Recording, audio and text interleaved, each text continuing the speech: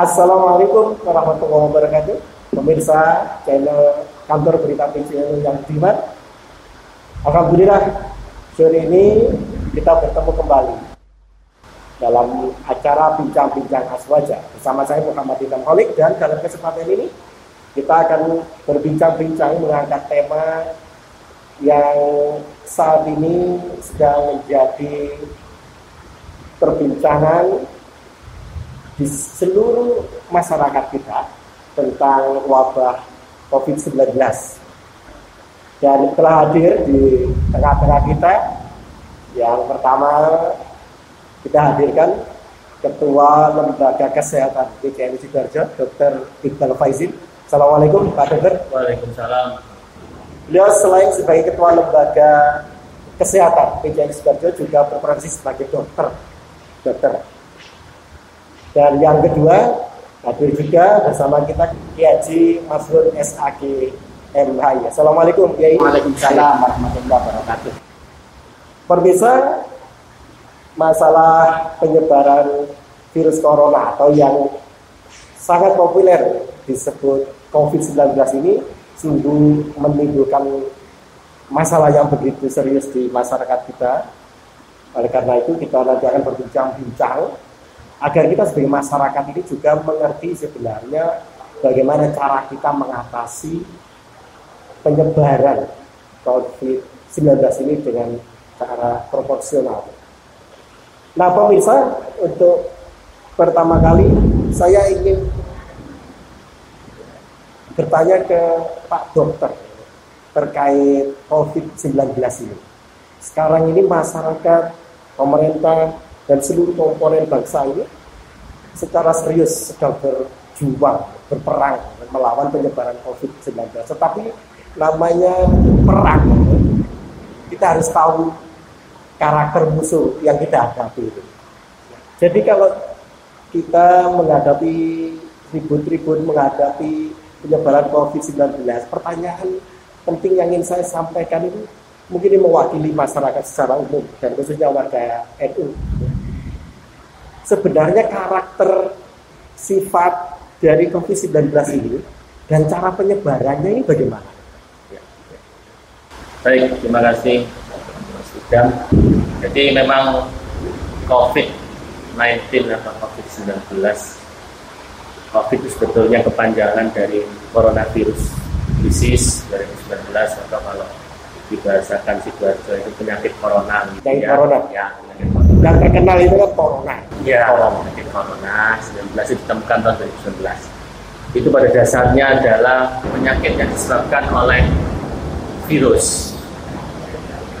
Jadi virus ini merupakan virus golongan dari corona. Jadi itu sama dengan virus-virus influenza yang lain. Iya, jadi virus ini adalah golongan virus corona. Virus corona ini golongan virus-virus yang menyerang saluran pernafasan. Ya, yang lebih banyak dikenal oleh masyarakat flu, influenza, flu, atau pilek dan sebagainya. Namun pada dasarnya, ya ini yang perlu diketahui banyak masyarakat, terutama warga Nahdien. Penyakit-penyakit yang disebabkan oleh virus ini pada dasarnya ya tidak semua juga. Itu istilah medis adalah self-limiting disease. Self-limiting disease. Jadi golongan penyakit yang sembuh dengan sendirinya. Ya, apabila imunitas seseorang manusia itu bagus dalam level fit yang sangat baik. Pada dasarnya seperti itu. Daya imun ya. Daya imunnya. Tetapi persoalannya yang menjadi khawatiran banyak di kalangan di khalayak masyarakat umum itu penyebarannya, seakan-akan ngeri gitu penyebarannya ini. Nah, bagaimana sebenarnya pola penyebaran dan karakter virus itu sendiri bagaimana? Ya, jadi saya tambahkan juga, pada dasarnya adalah bisa sembuh sendiri, namun yang membahayakan dari COVID-19 ini adalah virus ini jenisnya terbaru ya, sehingga penelitian karakteristik dan penanganan dan seterusnya itu masih sedang berlangsung. Sehingga sekarang yang terjadi di global ini banyak sekali yang meninggal akibat virus ini. Meskipun meninggal ini pasien-pasien ini juga banyak yang disertai penyakit-penyakit lainnya seperti kencing manis dan seterusnya. Nah, luar biasanya lagi, bahayanya lagi, penyebarannya ini Mas Idam, yang perlu disampaikan ke warga Nahdien, bahwa virus ini sangat cepat menyebar. Sangat cepat menyebar. Karena penelitiannya juga belum selesai. Namun akhir-akhir ini dikatakan selain droplet ya, dari droplet itu percikan dari orang bersin dan orang batuk. Nah ini, mohon maaf. Ya. Istilah droplet. Ya. Saya membaca beberapa referensi. Ya. Seorang virologis ahli virus ini menerangkan bahwa dia memberi judul yang menarik agar masyarakat itu tidak panik. Dia bahwa virus ini punya banyak kelemahan. Jadi masyarakat itu mudah menghadapi sebenarnya.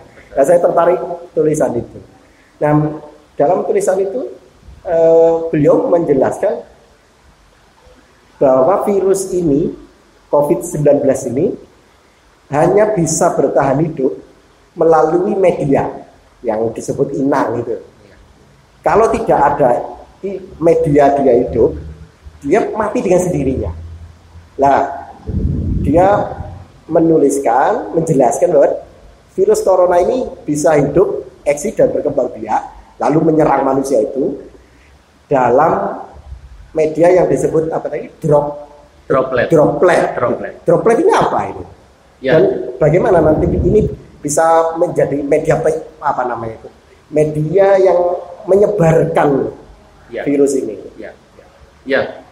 Jadi droplet ini di bahasa Indonesia kan itu sebenarnya tetesan air atau percikan air, Pak Idam. Percikan air. Ya, namun bahasa medis sering kita ilustrasikan percikan dari orang batuk dan bersin. Kayak spuyer semprotan air itu, Pak Idam. Jadi kalau orang batuk sama bersin itu kan memuncratkan begitu ya. Orang wahing. Iya, orang wahing, orang bersin, orang batuk, begitu. Keluar percikan air. Kalau itu droplet. Ya, kalau slow motion kan itu kelihatan sekali. Begitu. Nah, ini kalau orang yang sudah terkena COVID-19 positif, ya virus-virusnya itu keluar melalui droplet itu tadi, Pak. Sehingga tadi yang seperti saya ilustrasikan itu yang bisa menempel kemana-mana, ke benda manapun dan Lalu ini melalui media droplet ini virus itu hidup. Lalu jika menempel ke manusia, ini bisa menyerang gitu mungkin. Ya, jadi sifat dasar virus ya yang mengakibatkan orang sakit itu memang tidak bisa hidup kalau tidak berada di dalam tubuh manusia yang disebut sebagai inang tadi. Jadi virus itu butuh manusia untuk bisa dia berkembang biak dan reproduksi dan seterusnya. Artinya kalau tidak ada media droplet itu apakah virus ini tidak bisa berkembang biak? Jadi droplet itu wahana dia untuk berpindah. Ya. Namun droplet ini harus masuk ke manusia untuk dia bisa hidup. Kalau tidak masuk ke manusia dia akan mati. Tidak akan menular. Misalkan kita wahing kemudian keluar ini tidak mengenai siapa-siapa, ini tidak menular. Iya betul. Bahkan ada yang mengatakan di 14 jam, 8 jam terkena sinar matahari atau bahkan 3-4 jam virus itu juga akan mati. Kalau kena meja misalnya lalu kita bersihkan itu sudah hilang virus itu, tidak bisa berkembang biak lagi. Iya betul.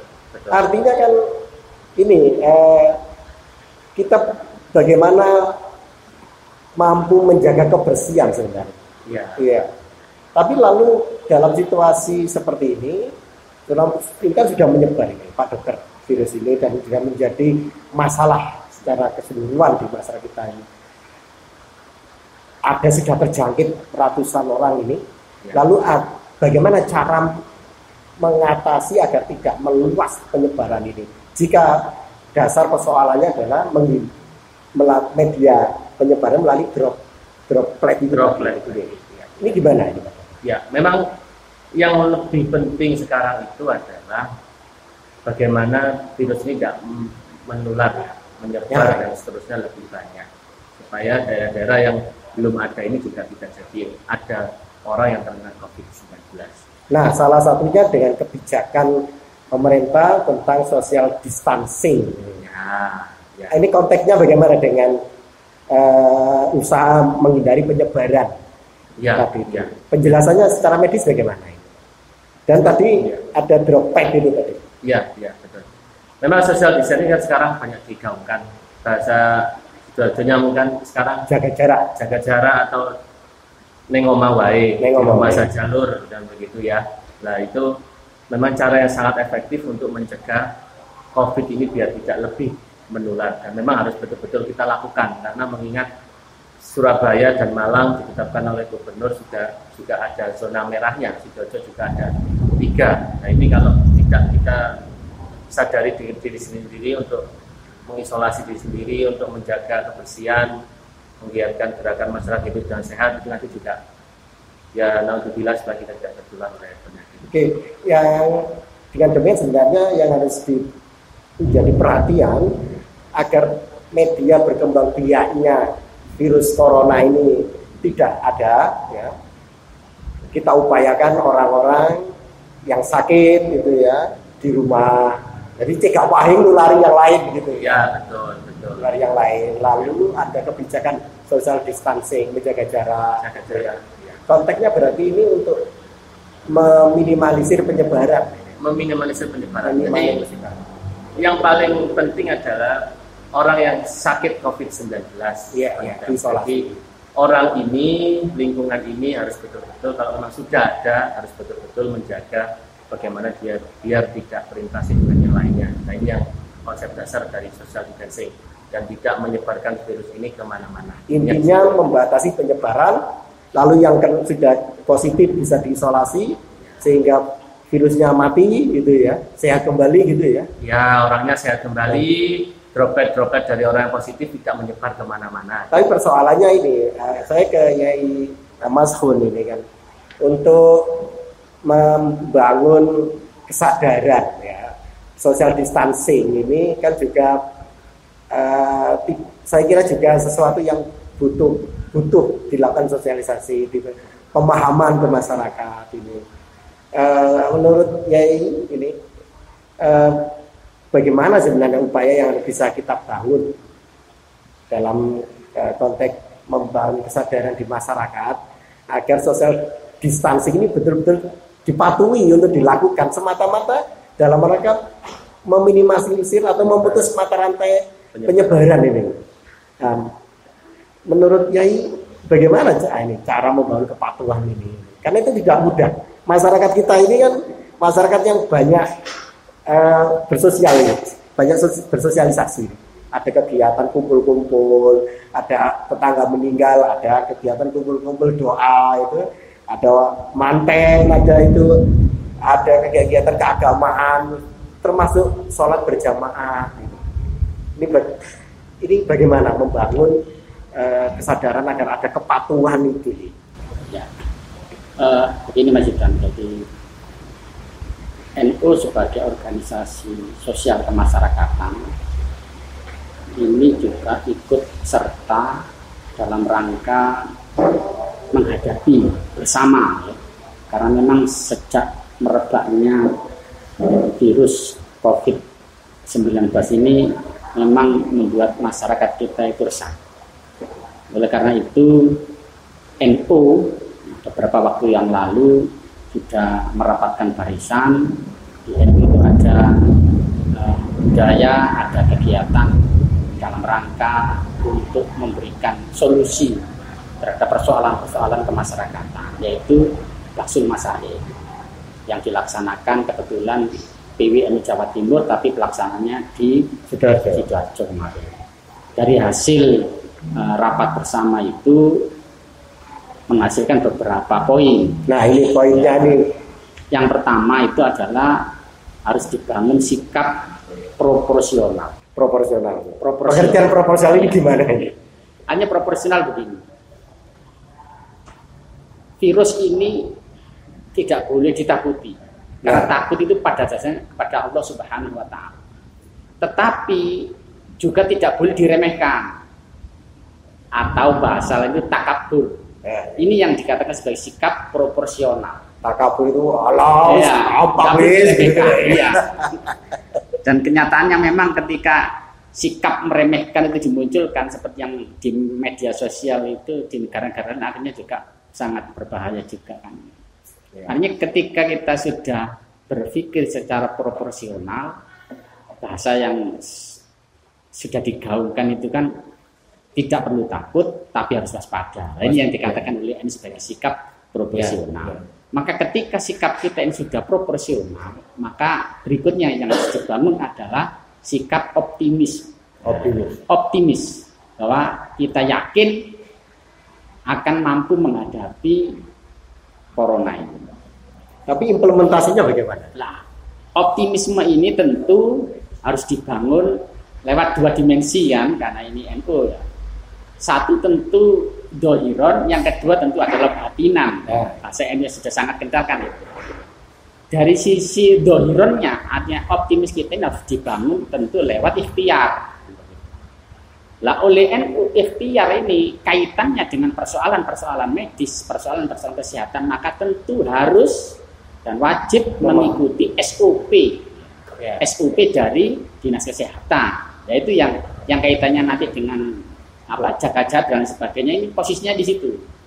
Tetapi karena kita ini sebagai masyarakat yang agamis, tentu juga tidak meninggalkan budaya kita, akidah kita, keyakinan kita, bahwa ikhtiar batinan juga harus dilaksanakan, yang berupa apa? Doa.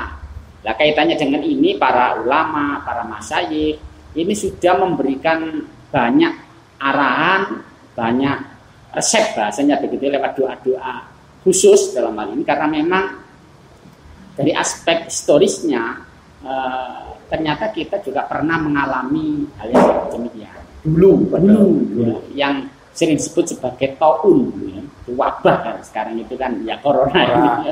Bahasa Jawanya pagebluk. Lah, pagebluk itu.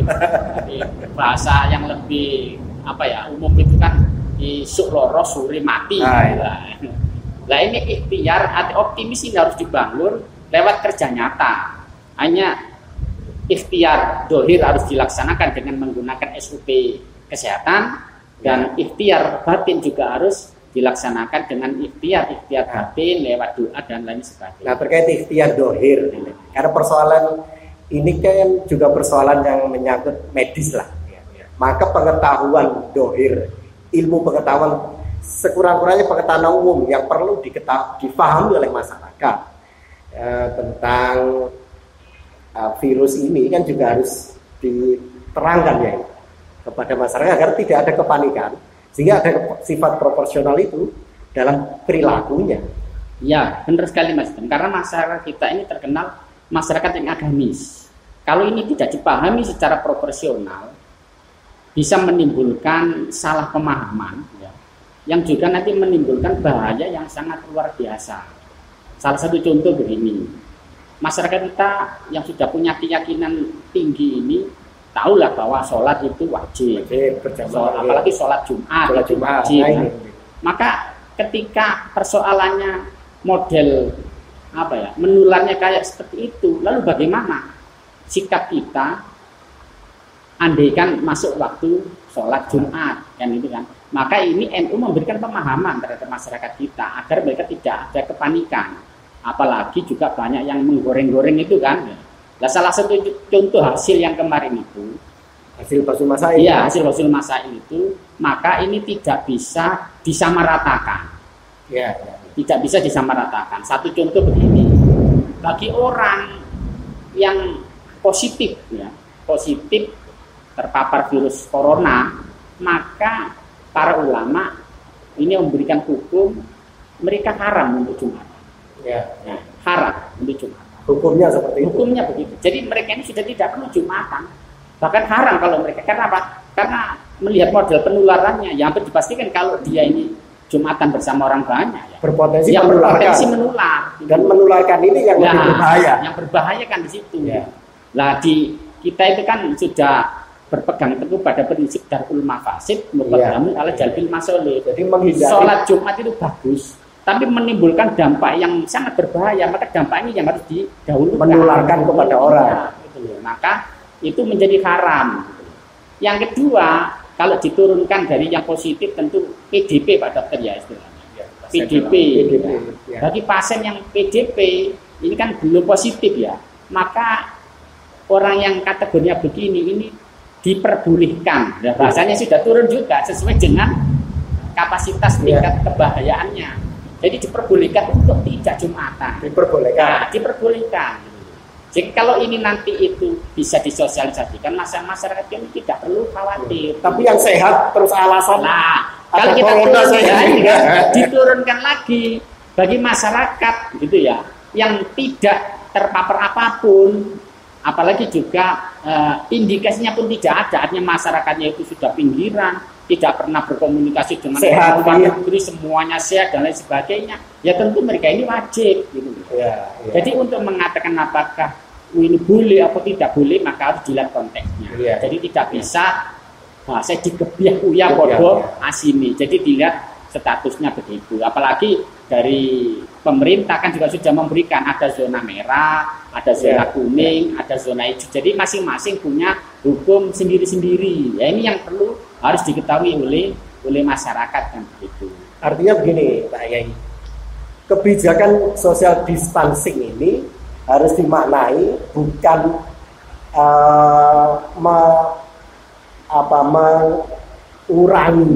mengurangi kehidupan keagamaan masyarakat di bawah seperti, atau bukan kehidupan keagamaan, tapi kehidupan sosial di masyarakat, interaksi sosial termasuk kegiatan keagamaan. Tapi semata-mata untuk mengurangi daya penyebaran itu. Gitu. Tetapi ini harus diterangkan kepada masyarakat. Betul, ya begini. Makanya tadi saya katakan contoh yang pertama adalah sholat Jumat. Artinya ini yang hukumnya wajib, ya. Wajib bagi setiap orang yang memenuhi syarat itu. Lalu ini berkembang kepada persoalan-persoalan berkumpulnya massa kaitannya dengan ibadah yang lain. Sebenarnya memang kalau kita memahami itu tidak perlu berpikir sulit-sulit. Itu yang wajib saja sudah seperti itu. Nah sekarang persoalan-persoalan yang tidak wajib itu sebenarnya lebih mudah. Ya, lebih mudah kan. Tetap menggunakan patokan yang tadi. Kalau dikhawatirkan ya sudah, tidak usah dilakukan kan gitu. Kalau memang itu kekhawatirannya seperti itu. Tapi khawatir itu juga harus proporsional. Nah, kalau tidak apa-apa baru khawatir dijauhkan oleh rasa seni ibadah kan beda. Alhamdulillah kita masjid. Wis semula wis gak ana masjid kene ngono akhirnya tambah semangat gak ana masjid kan begitu. Jadi tetap harus proporsional. Nah, mungkin ini yang terakhir ini ke Pak Dokter, juga nanti saya ke Yai Mas Fun, bahwa kebijakan social distancing ini semata-mata merupakan langkah untuk meminimalisir atau membatasi penyebaran virus ini. Ini yang harus dipahami oleh masyarakat, dan ini termasuk juga berdampak ini dalam kehidupan sosial keagamaan.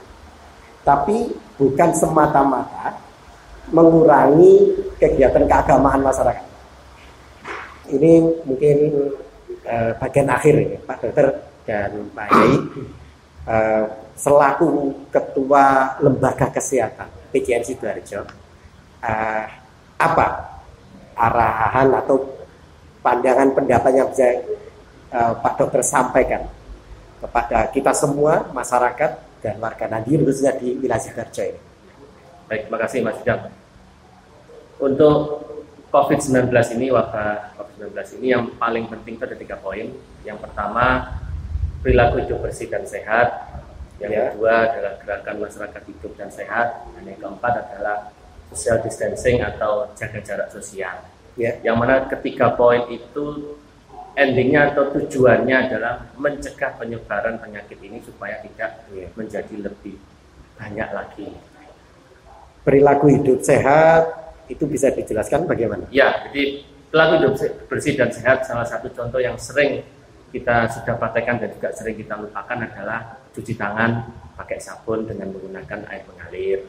Kemudian apabila sakit juga harus cepat berobat, memakai masker. Kemudian juga kalau batuk dan bersin dalam kondisi sekarang ini, gunakanlah prinsip-prinsip etika batuk dan bersin yang sudah sering kita dengar dan dikemukakan oleh para pemuka agama maupun tenaga medis. Bagi warga yang mungkin kurang fit, bagi warga yang kurang sehat dalam masa sekarang ini, saya sarankan untuk segera berangkat ke dokter ataupun ke puskesmas ataupun ke klinik. Kalau memang belum memungkinkan, tetap makanan-makanan yang bergizi, minum yang bergizi. Kalau ada vitamin, ya minum vitamin. Kalau belum ada, ya daya imunnya untuk meningkatkan daya imun itu sendiri.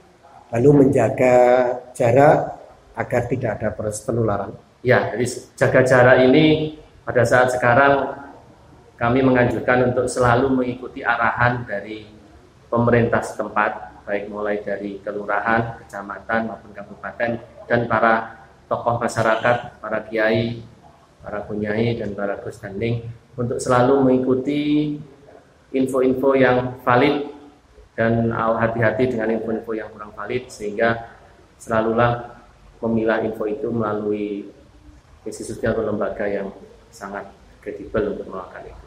Ikuti peraturan itu, ikuti arahan-arahan dari pemerintah dan tokoh masyarakat.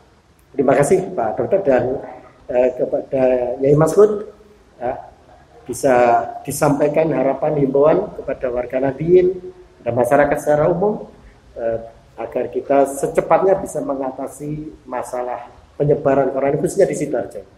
Iya, jadi saya berharap masyarakat untuk melaksanakan ikhtiar dalam rangka menghadapi wabah ini secara dhahiron wa batinan. Lewat batin tentu kita harus banyak-banyak berdoa, memohon kepada Allah Subhanahu wa taala segera diberikan pertolongan agar dapat menyelesaikan persoalan ini dan wabah ini cepat diangkat oleh Allah Subhanahu wa taala. Ikhtiar secara dhahir tentu sebenarnya sangat sederhana kalau menurut saya, itu ikuti instruksi dan arahan dari pemerintah. Salah satu contoh yang ada di negara lain yang sekarang sudah sangat melebihi Cina bahkan itu ternyata hanya satu penyebabnya, ketidakpatuhan terhadap instruksi dan arahan pemerintah. Dan itu kita tidak ingin seperti itu. Oleh karena itu harapan saya ikuti arahan dari pemerintah, sekaligus ikuti SOP dari tim kesehatan kaitannya dengan tempat-tempat ibadah kita, rumah kita, musola kita. Salah satu contoh misalkan penyemprotan disinfektan dan sebagainya dalam rangka untuk mengurangi atau bahkan juga bisa menghilangkan virus yang menempel atau yang tersisa di dalam tempat-tempat ibadah yang biasa kita tempati, atau juga mungkin kantor-kantor kita, sehingga baik secara fisik pribadi maupun sarana-sarana kita berkumpul itu juga tetap steril, sehingga kita bisa selamat dari persoalan. Baik, terima kasih Pak Dokter Iqbal Faizin, Ketua Lembaga Kesehatan PCN Sidoarjo, Yai Mas Gun, Ketua PCN Sidoarjo. Pemirsa, demikian bincang-bincang kita dalam kesempatan kali ini. Mudah-mudahan apa yang kita perbincangkan pada kesempatan ini bisa menjadi informasi yang berguna dan proporsional, dan bisa menjadi pengetahuan yang lebih memadai mempengaruhi perilaku dan sikap kita menghadapi penyebaran corona. Kita memang tidak boleh ketakutan yang luar biasa ya atas situasi ini, tetapi kita juga tidak boleh sembrono. Dan dengan bekal pengetahuan bincang-bincang kita hari ini, mudah-mudahan kita semua warga masyarakat Sidoarjo ini bisa lebih positif atau lebih waspada mensikapi penyebaran corona. Terima kasih Pak Yai, terima kasih Pak Dokter, dan pemirsa jangan lupa ikuti terus berita-berita dari kantor berita PCN Sidoarjo. Jangan lupa klik subscribe dan like. Saya Muhammad Idham Khalid untuk kantor berita PJTU Sidoarjo. Wabillahi taufiq wal hidayah. Assalamualaikum warahmatullahi wabarakatuh. Waalaikumsalam.